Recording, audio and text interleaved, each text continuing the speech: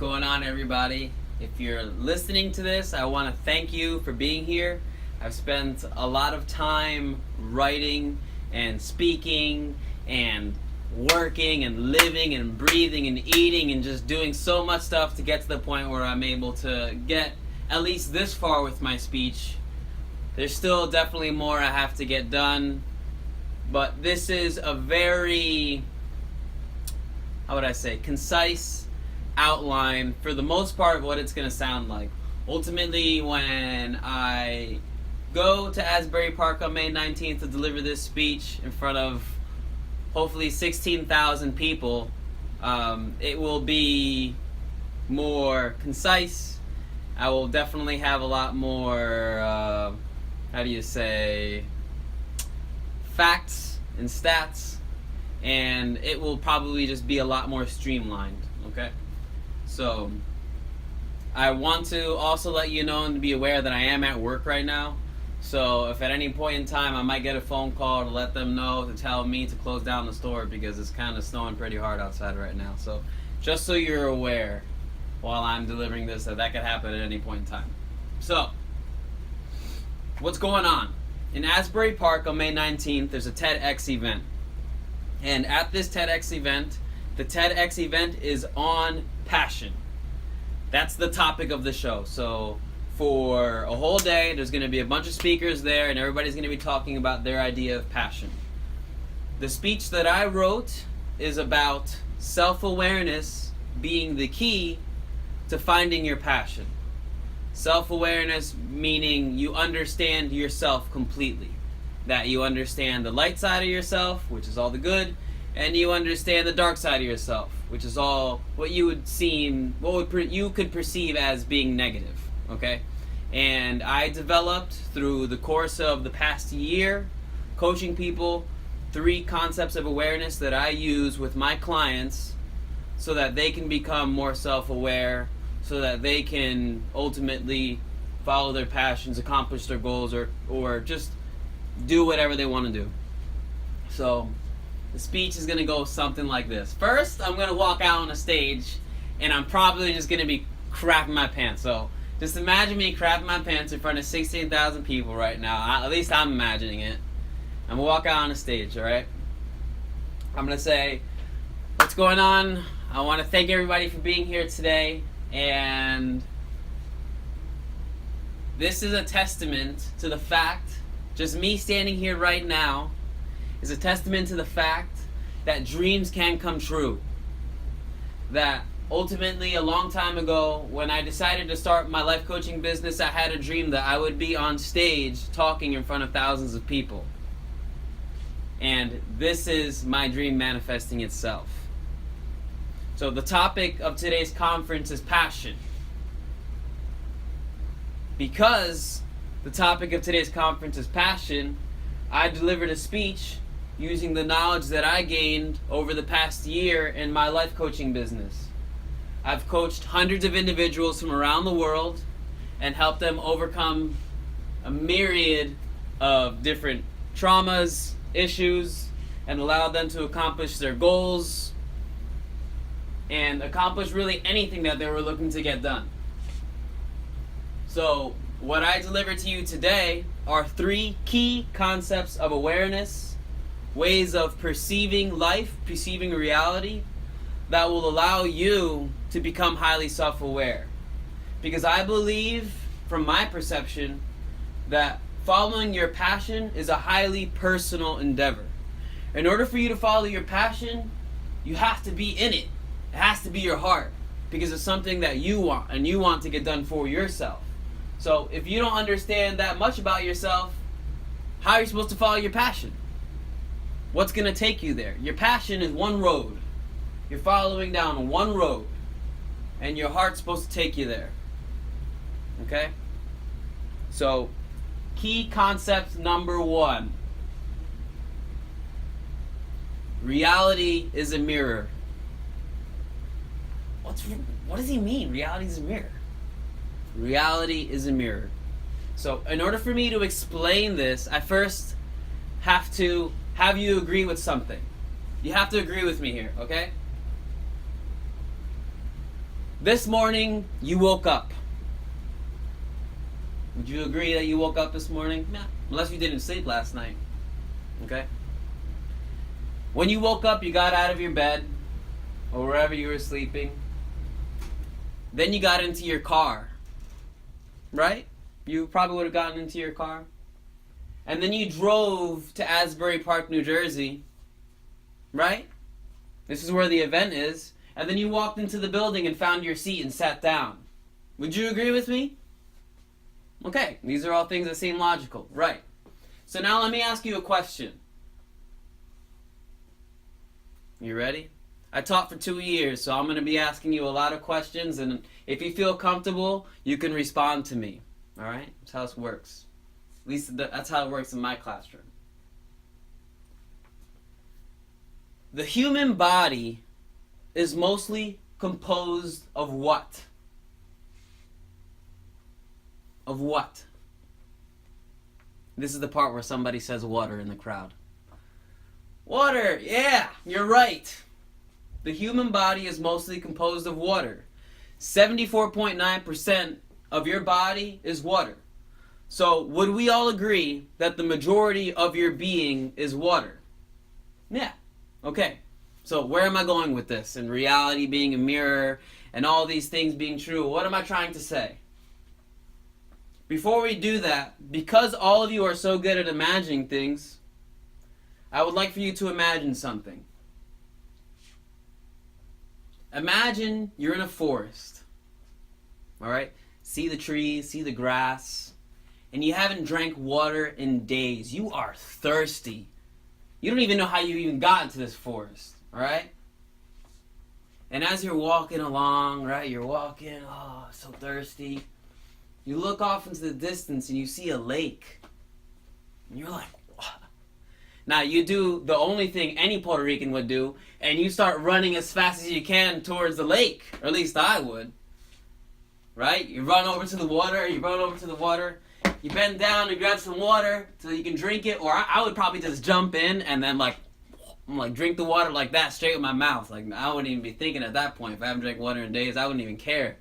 I just want the water all over me.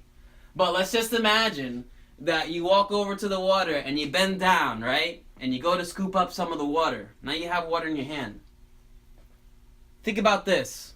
As you bend down to look at that water, what's the first thing that you see? Your reflection. Yeah. You see your reflection. That's exactly what you're going to see. So you look down into the water and you see yourself. Now, would you agree that this shirt is a shirt? Okay. Would you agree that a bird is a bird? Would you agree that a plane is a plane? Cool. So would you agree that water is water? Alright. Now, because something is something, because water is water, would you agree that they would share the same characteristics? Yeah. So that lake is a body of water. Would you agree? Cool. So now I would like for you to look around in your seats and notice everyone inside this room. There's 1,600 people in this room, to be exact. And they are no different than that body of water that was that lake, because all 1,600 of us, 1,601, are all bodies of water as well. The majority of our bodies are water. So we share the same characteristics as that lake. That lake is water, we are water. Now what am I trying to say? What am I trying to explain? Reality is a mirror. Just like how that lake reflects your image, when you look at other people, you might see another person, but ultimately, it's reflecting your image. You can only perceive yourself when you see other people. Whoa. It's kind of deep. It's kind of deep. What does that mean for you? That means that every single time you judge somebody, you say something to someone, Billy, you're an idiot. Actually, you're the idiot. Sandy, you're so good looking. You're good looking. You see, you've only ever experienced life from your own point of view. Have you ever been outside of your own body? No. You only know what's true from your own point of view. So, as an assignment for Reality is a Mirror, because remember, I'm a teacher, I need you to go home. I need you to grab a piece of paper and a pencil. A pencil. Okay? You're going to write down 5 people, their names, and exactly what you don't like about them. Be as descriptive as you can. Exactly what you don't like. And then you're going to take that pencil and you're going to erase the names, and then you're going to write your name in every single spot, because that's every single thing that you do. You do those things. That's why you don't like them. This is how you become self-aware, because the moment you can shed those actions, you can shed those things from your being, you become more calm. You become closer to your own heart. You become closer to yourself. You become more accepting of other people. You become faceless. Key concept number 2. Emotions are an ocean. Now, this guy really likes water. Yeah, I do like water. I think water explains a lot. I think it does. I think it really does. Emotions are an ocean. What does he mean? So, since all of you are so good at imagining things, I would like for you to imagine this. I live in the state of New Jersey. Asbury Park is in New Jersey, so a lot of people are going to be able to relate. If you're from Philly or from anywhere else in the country, just try to understand what's going on. Everybody that lives in New Jersey, they're going to know exactly what I'm talking about. Especially if you live in North Jersey, you're going to know everything that I'm talking about, okay? We live in New Jersey where people are perpetually mad. Perpetually mad. So, because people are perpetually mad, we're going to imagine a story about a lady named Margaret, okay? Margaret, she's on her way to work. She's driving to Newark, and she got her Dunkin' Donuts coffee inside the car, right? In New Jersey, in Northern Jersey at least, I don't know what it's like in South Jersey, there's a Dunkin' Donuts every 5 minutes down the street is Dunkin' Donuts. Everybody's drinking Dunkin' Donuts. Now, Margaret's inside the car. She's driving to work. She's like, I'm going to get to work. I'm going to do all this jerk. I'm going to do all this stuff. I'm going to get everything. I got to make this money so I can pay these bills. I got to pay these bills, right? She got that coffee, so she's feeling kind of lit, right? Everybody's feeling that with their own Dunkin' Donuts coffee. It's something. It's amazing to me to see. It really is. So she's driving down the road, right? And don't talk about driving in New Jersey either, because driving in New Jersey is like a war zone, okay? So Margaret's driving down the road, and she gets this feeling, this sense, like the guy to the right of her is going to cut her off. So like any New Jersey driver would do, you have to speed up. You're not going to let this guy cut you off, right? Margaret is not going to let this happen. So she starts to speed up. But we're in New Jersey, okay? We're in New Jersey. So this guy is saying, what is this lady trying to do? I need to get in the other lane. I'm going to cut her off. So he cuts her off, and they almost hit each other. Margaret is pissed. Like, she cannot believe that just happened on her Dunkin' Donuts coffee. She can't believe that this is going on, right? And she is mad. Cursing, flipping him off, beeping the horn, riding, tailgating him. She's pissed. Now she gets to work. She goes, Billy, you would not believe what happened to me today. Some guy cut me off and almost hit my car. Now Billy is a vegan, he's very calm, meditates a lot, and he's like, yeah, Margaret, that's cool. Well, you're safe, right? Well, that's good to know, Margaret. Yeah, but I can't believe these things could even happen. They have to be more careful. You have to be more safe. That's Dunkin' Donuts coffee for you. She proceeds to go through work telling her story, her traumatic experience, to everyone. She gets home. Billy! Her husband's name is Billy too. Billy! You would not believe what happened to me today when I was driving to work. And she proceeds to tell him the story of how she got cut off and the guy almost hit her car. Now, if it was probably any other state, this is probably where it would have ended. But because we live in New Jersey, she's probably going to wake up the next morning and she's probably still going to be thinking about the guy on the road that cut her off and almost hit her car. She's still going to be feeling it, but that's just because we live in New Jersey. But let's think about this one thing. Let's go back. Let's go back here, okay?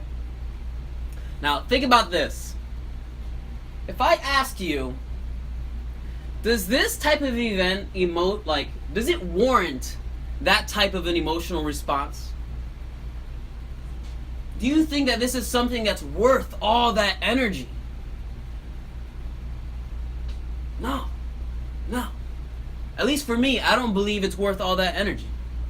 It really isn't. So that's when I tell you, emotions are an ocean. I would like for you to imagine something. Imagine the ocean. Understand and really try to put into your mind how deep the ocean is. There are parts of the ocean that exist that we still haven't discovered. It is so deep that we haven't gone that far down. The ocean is deeper than it takes to go up into space. That is deep. You are water. You are that deep. Every single time you experience an emotional event, it triggers an emotional response that's within you of something that's happened in the past. Something that's happened in the past in this lifetime or in another. So when you're dealing with, let's call this event with Margaret, some surface level stuff. Not really that important. It's not really that important. It's kind of on the surface. Whatever. She'll forget about it in like a week. Because she lives in New Jersey. She'll forget about it in a week. What I'm trying to tell you is that traumatic experiences that you've had in the past are affecting you right now. Right now. If you have unresolved traumatic experiences in the past, it is affecting you right now. So the next time you go out there in the real world, okay, this is your assignment, and you become agitated, angry, sad, jealous, possessive, anything, I would like for you to think into the past.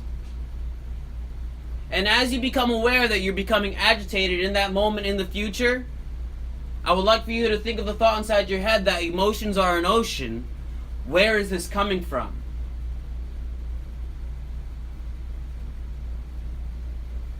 And your assignment is to write it down and think of how you could feel this way.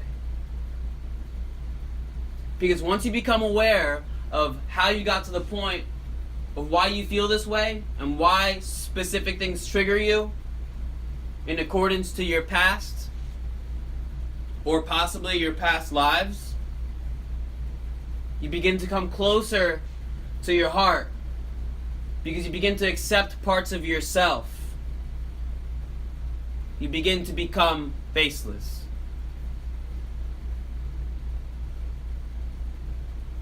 Key concept number 3.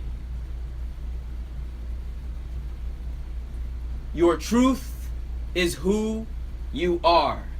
Now, I'm gonna say this before I explain this. Everybody knows what the law of attraction is, right? If I continuously say something and say something and say something over and over again, it's kind of why I'm doing this speech right now, because I would like to attract this speech into my reality and be on that stage. If you do with the law of attraction, you believe in the law of attraction, it states that if you speak about something over and over again, you do it enough, it'll come into your reality.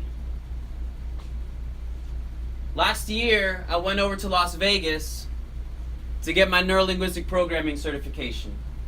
And we talked about the law of attraction for a moment in time. And he said, you know what?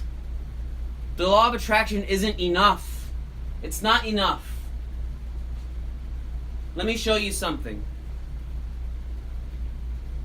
He goes on the board and he writes law of attraction on the board. Okay. Alright. He proceeds to eliminate A-T-T-R. And he scribbles it out. And he says, that's the secret. What are you left with? You're left with the law of action. It's not enough to speak of things into your existence. You have to do something. If you don't do anything, nothing will come to you. You have to take action. The secret to the law of attraction is making sure that you take the action that you need to take. And the truth of who you are, the truth is who you are, is the action phase of my 3 key concepts. Because all of you are so good at imagining things, I would like for you to imagine this. I would like for you to look down, okay? And as you look down, you see your heart. Your heart's right here. It's a beautiful thing. It's what you are. And as you look at your heart, when you look down, I'd like for you to imagine a giant white light. Giant white light right here. Just a ball of light. Okay?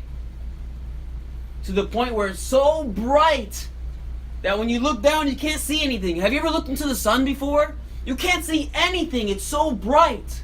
But that's because you're so beautiful. You are that beautiful.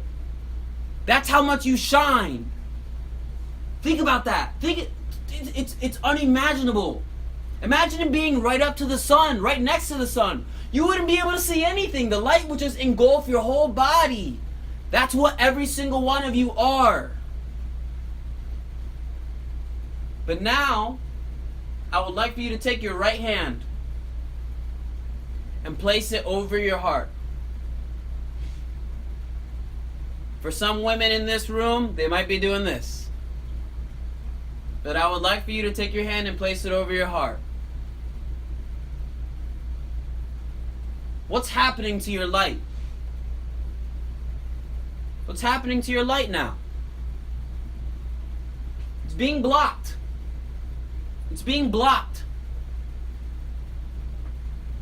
What if I told you that the majority of people walk around like this every day? Or women walk around like this every day?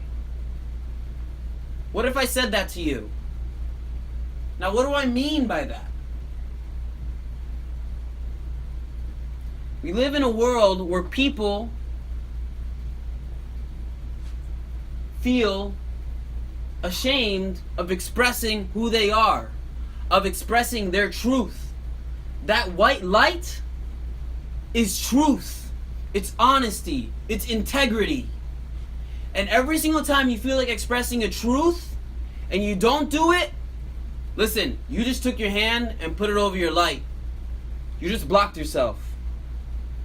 You just blocked yourself.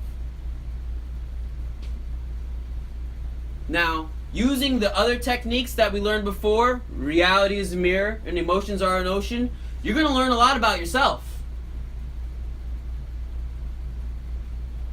And ultimately, in order to overcome some of the things that you're going to learn about yourself, you need to speak. You need to express your truth. Because if you don't express your truth, you're never going to learn a thing. Now, so as long as you express your truth, you can imagine yourself doing this. You see that? You see my finger? A little bit of my light just got exposed. Now it takes tremendous courage to move your finger. It takes tremendous courage to overcome certain things. I have clients that come up to me and say, Kevin, I want to become famous on Instagram.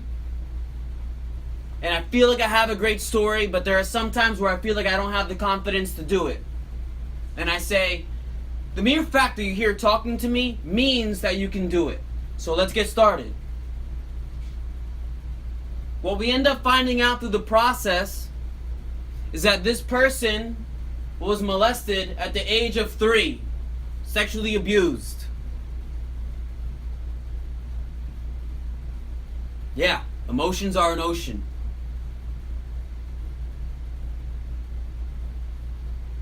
Once they expressed their truth of that event, it allowed them to remove a finger. A little bit of their heart just got exposed. More light. Now there's great suffering, great fear in revealing that. But when you reveal those words to the people you need to say them to, it's like a part of you just gets freed and you feel so good. And you know what it's like? It's like an avalanche. You get a mountain, I take a snowball and I throw it down the mountain, right? You can imagine that snowball rolling and rolling and rolling, and as it's rolling, it's getting bigger and bigger and bigger and heavier and heavier and faster until it's just flying down the mountain. That's what happens here. Because once you experience that feeling of just release and freedom, you're like, huh, maybe I can do this again.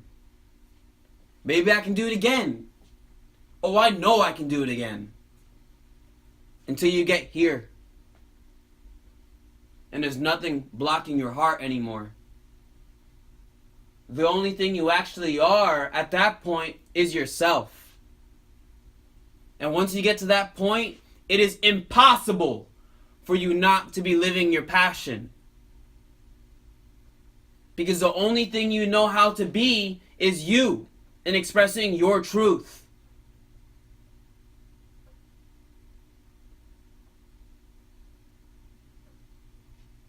And once that's exposed, you learn one thing.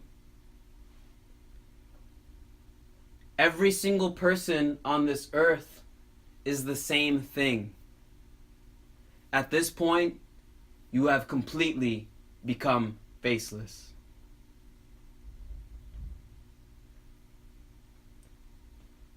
Now, as an assignment, I would like for people to notice those traumas, become aware of those traumatic events, and I would like for you to write them down, see who you need to say something to, and just get it over with and go say it.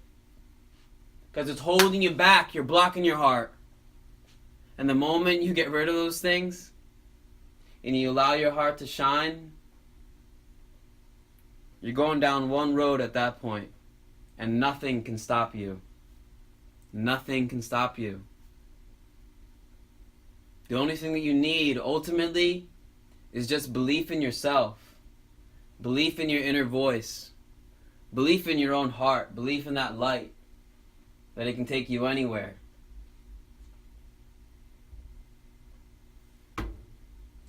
It's an amazing thing. It's an amazing thing. So, I'm not expecting people that are listening to me right now to understand all of what I just said. Imagine that I handed to you a cup. And today, that cup is filled with water to the top. And today, you just took a little sip of the water. But you still got a lot of water to go.